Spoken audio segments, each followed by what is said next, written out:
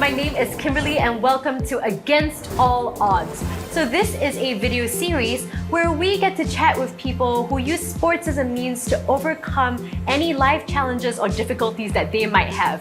Today we have with us Clara and David. Hey! Hi. Say hi. Hi. Okay, Clara, why don't you introduce yourself for everybody? Hi, my name is Clara. I'm a mother to the only son, David, who is now 18. Yeah, and since he's born, he's a very active child, and he already managed to figure out how to swim at age 4. Wow. So it's I really had done a lot of different sports with him. Yeah. Fantastic. Okay, shall we get started? Sure. So today we have a whole slew of questions. I say whole slew, it's actually only 5 lah, huh? So we have 5 questions. We'll reveal them one by one and then you'll just have to answer them. Okay? Sure. Ready? Okay, let's go. First question. What is it like caregiving for a child who's on the spectrum? Well, I think with a child on the spectrum, there are times when he actually has a difficult time himself because it's very hard to express what he wants, especially when he's younger. So there would be more tantrum difficulties, right? Just adjusting. But along the way, you learn to communicate with your special language, and it becomes a little bit easier. And when he was younger, he was really all over the place and would jump into any body of water, and it was very, very tricky, And it's like, sometimes, in fact, my husband and I might be switching shifts, and suddenly he's gone, and actually he had gone across the road and gotten into a swimming pool. Wow! So it is not easy in the growing up phase. But I would say that, it's like, thank God, really, literally, that he got through to 18 years old.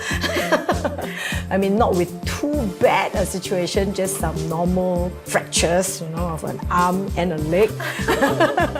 It sounds like he's been very, very active in all this time. So is being into sports something that he's been into? Sure. I would say that, initially it was we were using swimming as just a means to an end, because we were doing what is called relationship development intervention at that time.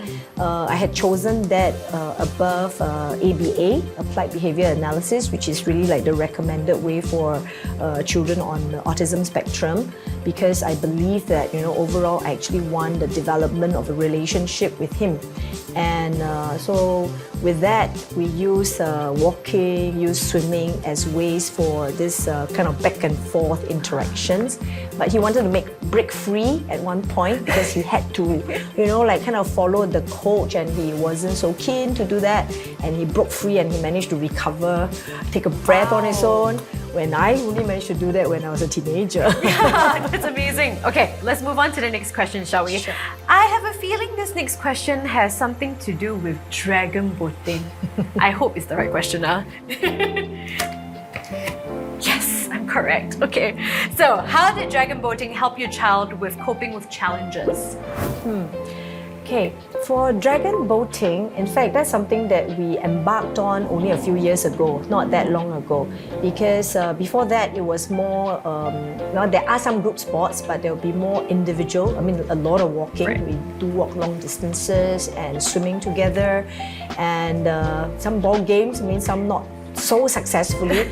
But with Dragon Boat, it was really a time when an opportunity presents itself. Someone had organized the Dragon Boat team and welcome children with autism because it's meant to be inclusive. So in fact, we're wearing t-shirt. This is different dragons. Oh, wow. So different dragons actually has even a blind paddler. It has hearing impaired paddlers. Amazing. And they were increasing to include people who are on the autism spectrum. And so we went for a trial session and then joined the group.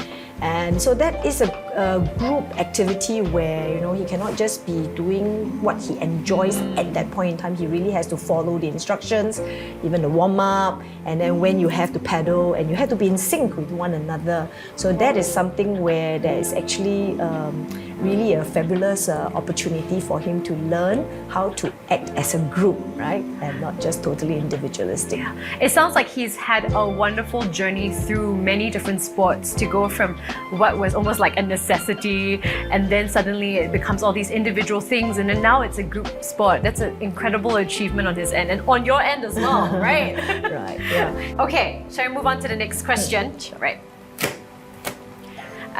So why is sports important in helping children on the spectrum?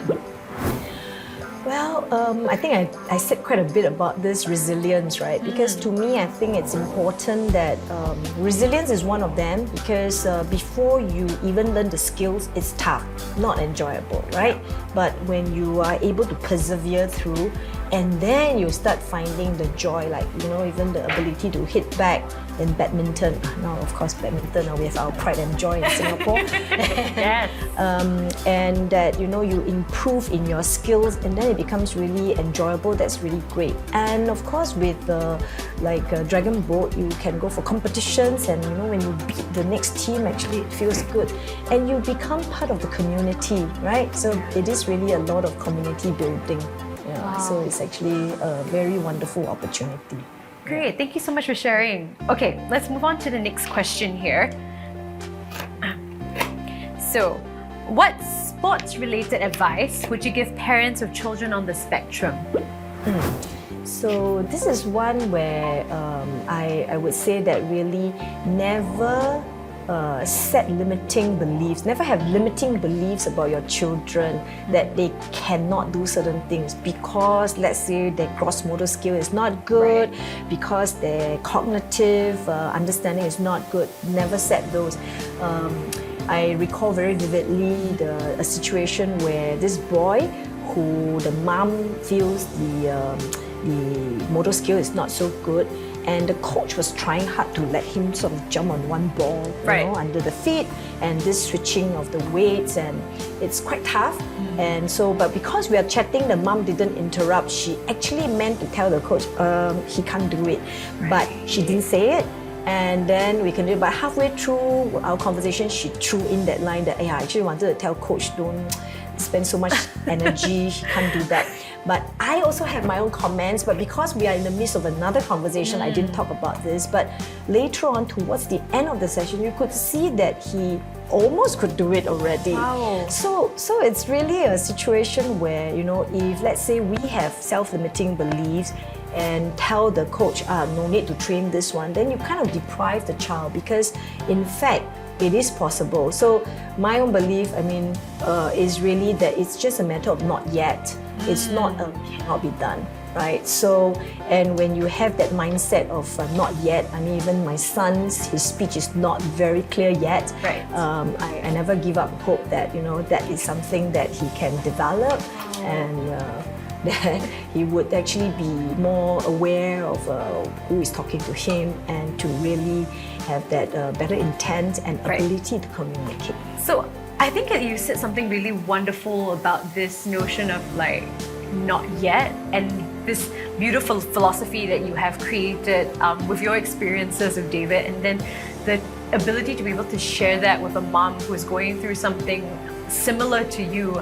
I find that really, really beautiful, and it's almost as if sports in itself hasn't just given you your family the opportunity, but also the opportunity to create community beyond it. So very much like in the Dragon Boat, please everybody now, you mentioned that there are people not just on the autism spectrum, but also people with other disabilities, So I think that's really such a wonderful discovery for me today, to hear about how we're really trying to put inclusivity on the map, and what that means, not just for the children, but also for the caregivers themselves.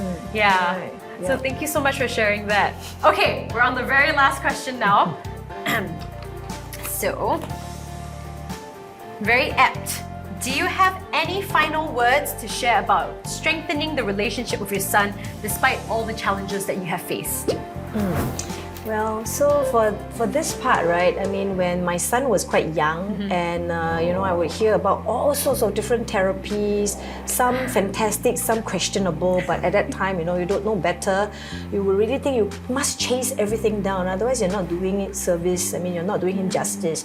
So you really want to check out and wonder why some parents with children who are already older, they don't chase down all sorts of therapies. Right. But along the way, I've also come to realize there is that much you can do for your son. There is actually a lot more you can do with your son. So actually that is the one that in fact really builds the family relations, right? So that now it's like when I have to work from home, he's so happy to see me and asking for walks or cycle, almost on a daily basis. I mean, there are times when I actually think that, actually maybe I used to be very active, but I think without him, I might have become more sedentary. Right. But because of him, I mean, I do keep up, and in fact, we recently did a cycle from Punggol, where we stay, down to East Coast. Wow. And then I actually thought I was quite tired. Can we park our bike somewhere? We'll come and pick it up another day. Yeah. But he won't have any of that. He insisted we should cycle home and, just go ahead. Wow. And very insistent. And, to me, I think it is the resilience in him now that, to him it's like he won't be faced by sort of like physical difficulties. But I mean, clearly there would be other challenges that still a lot that we have to overcome. But, I would say that, one thing that is really important is never lose hope and never believe that that is it, but that it is just not yet. So thank you so much for sharing with us all these wonderful anecdotes and all these sort of tidbits, and really just sharing your experience so candidly. Like, it's been really wonderful to hear and to absorb and to see things from your perspective as well. So I hope that all of you at home have also found something exciting and new knowledge that you can take back into your lives. And this is actually the last episode of the series. So thank you so much for joining us all this time, and take care. Bye-bye. Bye.